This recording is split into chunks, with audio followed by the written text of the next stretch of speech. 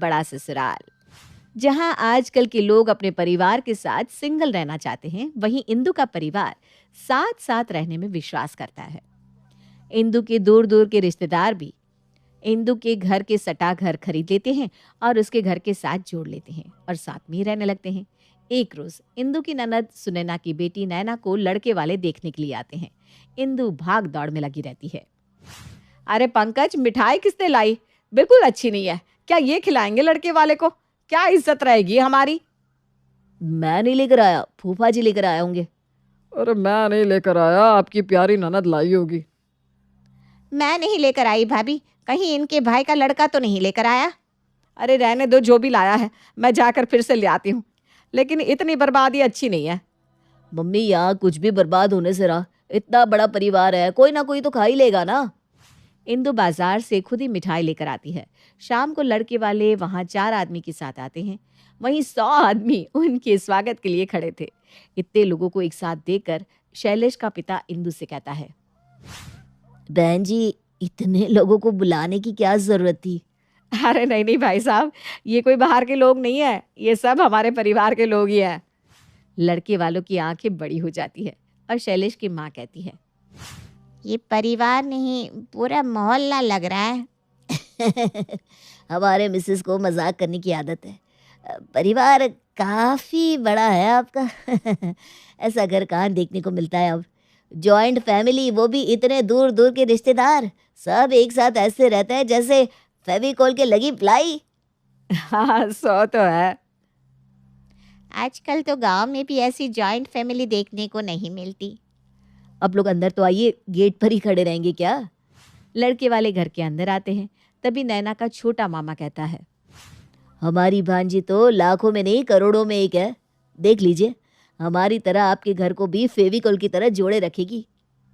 हाँ, लग तो रहा है भाई। भाई साहब खाना तो खाइए, हमारी बच्ची ने अपने हाथों से बनाया है। शैलेश के घर वाले खाने को जैसे ही कुछ उठाते हैं, कभी कोई तो कभी कोई बच्चा वहां आ जाता है और खाने को हाथ लगाने लगता है। पहले बच्चों को दे दीजिए, वरना मुझसे तो खाया नहीं जाएगा। तभी नैना कोल्ड ड्रिंक लेकर वहां आती है और शर्माते हुए कहती है, बच्चों यहाँ आओ, मैं तुम लोगों को देती हूँ। नैना सब बच्चों को नाश्ता देती है। लड़के वालों को एक एक करके अलग अलग से चाय के साथ नाश्ता देती है। इंदु कहती है, बहन जी, हमारी नैना खाना बहुत अच्छा बनाती है, ये सब नैना का ही बनाया हुआ है। इतने लोगों का खाना आपके घर में कैसे बनता है? खाने का क्या है, सब मिलकर बना लेते हैं। मेरी चाची की बहू के भाई का साला बहुत अच्छा खाना बनाता है। नैना की शादी में मैं तो उसे ही बुलाऊंगा। नैना ने उसी से ट्रेनिंग ली है। आप लोगों के दूर के रिश्ते भी ऐसा लगता है कि बहुत नज़दीक के हैं। मुझे नैना के साथ साथ फेविकॉल से चिपकी हुई उसकी फैमिली बहुत भागी है। मैं अपने शैलेश की शादी इसी घर में करूंगा। बारातियों का स्वागत हम पान पराग से करेंगे। नैना और शैलेश की शादी पक्की हो जाती है। सब वहीं नाचने लगते हैं। शादी के महीने भर पहले सब रिश्तेदारों को बुलाना होगा, तभी तो मजा आएगा। सब रिश्तेदार तो यही है, अब कौन बचा है? आपका घर किसी बारातियों से कम है क्या भाई साहब? बाकी है जी, मेरी बहन का परिवार, मेरे भाई का परिवार, मेरी मौसी का परिवार, वो मुन्ना मामा का परिवार, वो बिल्ली मौसी की बुआ का लड़का, उसे बुलाना मत भूलना फूफा जी। उसने कितना किया था हमारा जब हम उसके घर गए थे। अरे उसे मैं कैसे भूल सकता हूँ। शैलेश के घर वाले इन लोगों की बात सुनते रह जाते हैं। शैलेश का पिता कहता है, हम लोग चलते हैं, आप लोग मेहमान की लिस्ट बना लीजिए तब तक।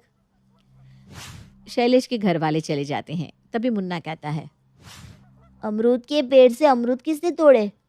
क्या अमरूद नहीं है? अब मैं क्या खाऊंगा? ये कोई बात थोड़ी ना है। मैं क्या खाऊंगा? कितनी मेहनत की है मैंने इस पेड़ को बड़ा करने में। किसने तोड़े अमरूद? अरे मैंने नहीं तोड़ा, मुन्ना के पापा से पूछ ले, शायद उन्होंने तोड़ा होगा। अरे मैंने नहीं तोड़ा, मौसी की बहू ने तोड़ा होगा, उनसे पूछ लो।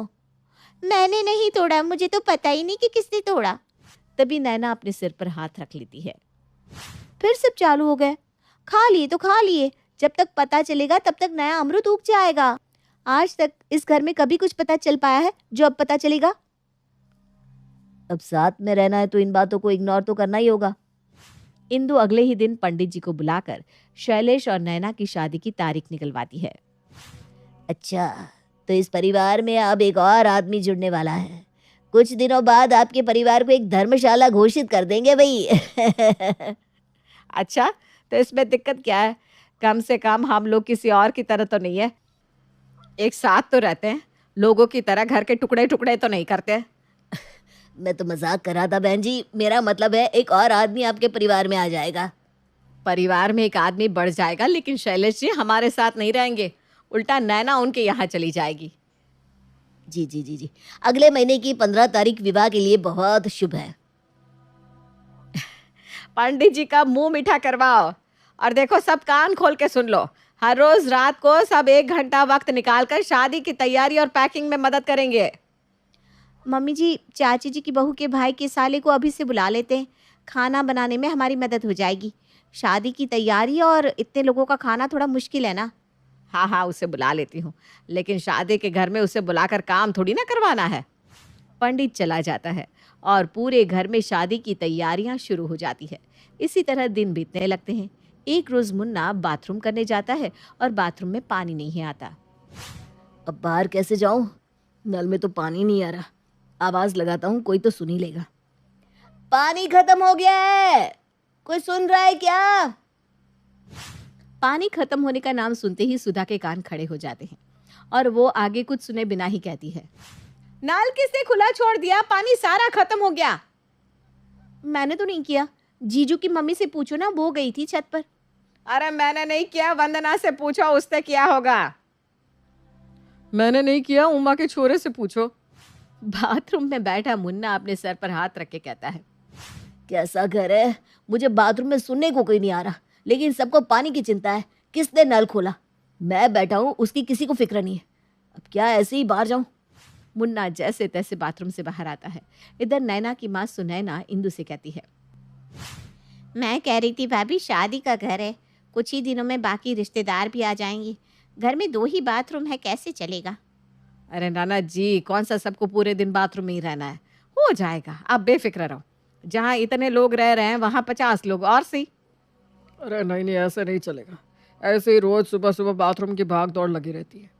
कम लोग नहीं है कि 50 और बढ़ जाएंगे, फिर क्या होगा? ऊपर से पानी की समस्या है सो अलग। एक बाथरूम बनवा लेते हैं, नहीं तो धर्मशाला का करना पड़ेगा। पानी भी 2-3 टाइम चढ़ाना पड़ेगा, नहीं तो शादी का काम होना मुश्किल हो जाएगा। पता चला बाराती दरवाजे पर खड़े हैं और कोई तैयार ही नहीं हुआ, तब इज्जत क्या रह जाएगी भाभी आपकी? अभी सब बोलते हैं फेविकॉल से जुड़ी फैमिली, फिर कहेंगे कैसी है ये फैमिली? इससे तो अच्छा सब अलग अलग रहते। अरे ऐसा मैं नहीं होने दूंगी। आज ही मैं 1 नहीं 2 बाथरूम बनवाती हूँ। पानी का मोटर भी बदलवा लेती हूँ, फिर पानी की भी दिक्कत नहीं होगी। इतने में ही पंकज वहां आता है। अरे मेरी बाइक कौन लेकर गया है? अब मुझे दुकान जाना है, कैसे जाऊं मैं? अरे शांति रख बेटा, घर का ही कोई आदमी लेकर गया होगा। ठीक है, लेकिन पूछना तो चाहिए ना कौन ले गया है। बुआ, तुमने देखा है कौन मेरी गाड़ी लेकर गया है? नहीं तो मैंने नहीं देखा, चाची के बेटे से पूछ लो ना। मैंने नहीं देखा, मुन्ना से पूछ लो। मुन्ना की याद तब नहीं है आई जब मुन्ना बाथरूम से पानी के लिए आवाज दे रहा था। अरे अब तो मोटर बदल रहा है ना। अच्छा ये बता, बाइक देखिए क्या? नहीं, मैंने तो नहीं देखी, मम्मी से पूछ लो। अरे मैंने नहीं देखी, सासू माँ से पूछ लो। मैं पैदल ही जा रहा हूँ। मजाल है कि किसी सवाल का जवाब मिल जाए इस घर में। पूछते पूछते पूरा दिन निकल जाएगा। पंकज दुकान चला जाता है। अगले दिन सुबह एक तरफ मोटर बदलने का काम शुरू हो जाता है, दूसरी तरफ बाथरूम बनाने का। सब जल्दी जल्दी बाथरूम हो आओ, फिर पानी खत्म हो जाएगा तो अभी चढ़ा भी नहीं सकेंगे। सुनते ही सब भाग दौड़ करने लगते हैं। पंकज बाथरूम की ओर भागता है। मैं चला जाता हूँ, मुझे दुकान खोलना है, फिर सब जाते रहना। मुझे जाने दो भैया, मुझे आज शैलेश को मिलने जाना है, फिर मुझे अपना लहंगा भी तो लेने जाना है वहाँ से। अरे बाबा, तू मेरे बाद में चली जाना, मुझे जाने दे पहले। दोनों में बहस होने लगती है। इतने में कोई और ही बाथरूम में चला जाता है। 2 लोगों के झगड़े में बिल्ली रोटी खा जाती है। एक दूसरे को जाने देते तो दोनों की सहूलियत होती ना। अरे कौन है बाथरूम में? जल्दी निकलो वरना मैं गेट खोलकर अंदर आ जाऊंगा। सब हंसने लगते हैं। अरे मुझे मत हंसाओ वरना मैं यहीं कर दूंगा। अरे बाबा, जो है निकल जाओ, वरना ये तो बचपन से ही बेशर्म है। तभी बाथरूम से आवाज आती है, ताई जी, मैं भी बेशर्म ही हूँ। बाबा रे, अब तो लगता है एक और बाथरूम बनवाना ही होगा। इंदु अपने काम में लग जाती है। अब रोज सब 1 घंटा निकालते हैं और नैना की शादी की तैयारी करते हैं। मैं तो लहंगा पहनूंगी। भाभी, पहनने लायक इंसान भी होना चाहिए। कहा है आप अपनी बेइज्जती करवाने में लगी हो। दुल्हन की जगह तुम ही लहंगा पहन लेना मम्मी। अरे चुप कर, अब तू भी बोलेगा? तुझे ही अब पहना देती हूँ मैं। एक रोज रानी कहती है, दीदी सिलेंडर ख़त्म हो गया है, अब खाना कैसे बनेगा? ऊपर से चम्मच गायब है। सब अपने अपने कमरे में ही खाकर चम्मच रख देते हैं, ये नहीं कि मांजने को रखे। खाना देने में मुझे कितनी दिक्कत होती है। क्या सिलेंडर खत्म हो गया इतनी जल्दी? अभी तो शादी की रस्में चालू भी नहीं हुई, फिर कैसे खत्म हो गया? 5 दिन नहीं हुआ अभी तो। अभी सारे रिश्तेदार भी आने बाकी है। मैं सिलेंडर नहीं लाने वाला। लूटवा कर मानोगी क्या? इस बार कोई और लाएगा। चाचा जी, पिछली बार मैं ही तो लाया था। मैंने तो नहीं कहा कि मैं हमेशा सब्जी लाता हूँ। सब्जी का खर्चा कितना है आपको पता है? तुम लोग कैसी बात कर रहे हो? शादी का घर है, कोई सुन लेगा तो क्या सोचेगा? सब अपने ही तो है, फिर भी तुम लोग इस तरह से कह रहे हो। रानी, सिलेंडर के पैसे मैं दे रही हूँ, तुम अभी सिलेंडर मंगवा लो और सबसे मैं खाने की मेज पर बात करती हूँ। ठीक है दीदी। माँ, कब तक तुम इस घर को जोड़े रखोगी? अब फेविकोल की सटने की ताकत खत्म हो गई है। जब तक इंदु है ये घर एक ही रहेगा, भले मुझे इसके लिए कुछ भी करना पड़े। दोपहर में खाने की मेज पर जब सब बैठे होते हैं, सब अपने अपने कमरे में चम्मच छुपा कर रखते हैं। ये कोई अच्छी बात है क्या? सब चम्मच लाकर रसोई में रखो, वरना चम्मच के सबको 500-500 करके देने होंगे। खाने में मज़ा नहीं आ रहा। अचार दो ना मम्मी। सुधा अचार लेने छत पर जाती है, लेकिन छत पर अचार नहीं मिलता। वो दौड़ती हुई छत से आती है। इस घर में आदमी कुछ रख ही नहीं सकता। मेरा बच्चा कुछ नहीं खाता, इसलिए मैंने उसके लिए अचार लगाया है और किसी ने वो अचार भी उठा कर रख दिया। कोई खुद तो अचार लगाते नहीं और मैं लगाती हूँ तो सब चोरी कर लेते हैं। चोर किसको कह रही है? देख लो जीजी, आप कहती हैं सबको लेकर चलो और आपकी बहू हमें चोर कह रही है। आपने नहीं चुराया तो आपको इतना गुस्सा क्यों आ रहा है? किसी ने देखा है कौन ले गया मेरे अचार को? मैंने तो नहीं देखा बहू, नैना ने देखा होगा। वो ऊपर अपने बाल सुखा रही थी ना। नहीं, मैंने नहीं देखा। मम्मी ने देखा होगा शायद। मैंने देखा, पंकज को मैंने छत से उतरते देखा तो उससे पता होगा। अब मेरे लिए यही काम नहीं बचा कि अचार कौन ले गया ये भी मैं ही देखूं। रहने दो, मेरा पेट भर गया मम्मी। अचार मांग कर लगता है मैंने पाप कर दिया। इस घर में कभी कुछ पता चल सकता है क्या? अब मुझे साथ में नहीं रहना जब मेरे बच्चे को ही भूखे रहना पड़ता हो। इस तरह झगड़े झंझट में दिन बीतने लगते हैं और नैना की शादी का दिन आ जाता है। शादी की सुबह नहाने की भाग दौड़ होती है। सब खुद तैयार होने में लगे रहते हैं और नैना की किसी को कोई फिक्र नहीं होती। गुस्से में सुनैना कहती है, भाभी ये क्या है? आज नैना की शादी है, जब दुल्हन ही तैयार नहीं रहेगी तो सब तैयार होकर क्या करेंगे?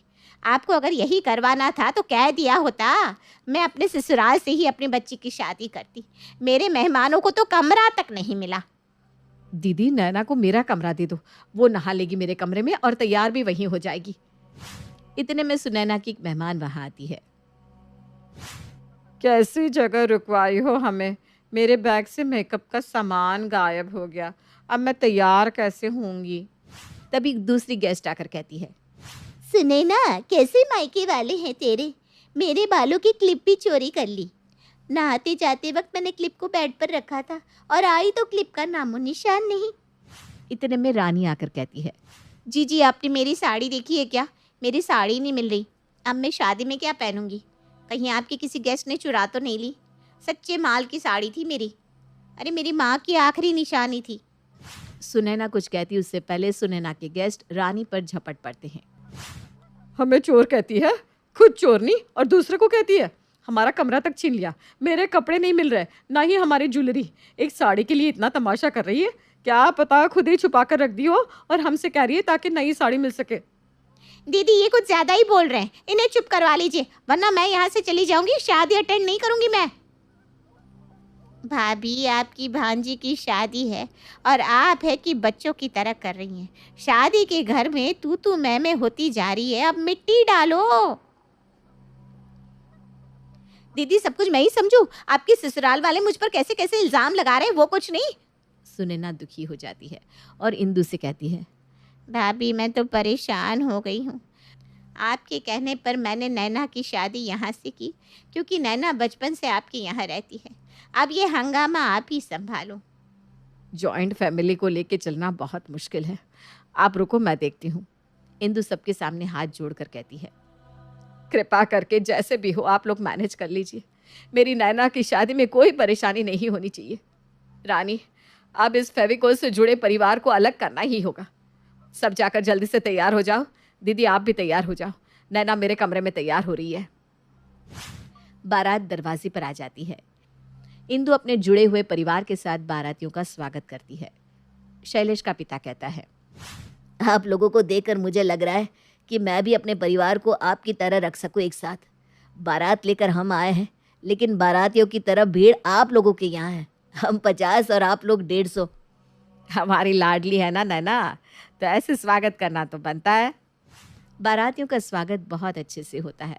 फेरे शुरू होते हैं और पंडित जी कहते हैं, दुल्हन की मांग में सिंदूर भरो। सिंदूर का नाम सुनते ही सब एक दूसरे का मुंह देखने लगते हैं। धीरे से सब एक दूसरे के कान में कहते हैं, सब चीज़ आ गई, लेकिन सिंदूर ही रह गया भाभी। अब पंकज को कहो ना सिंदूर ले आए।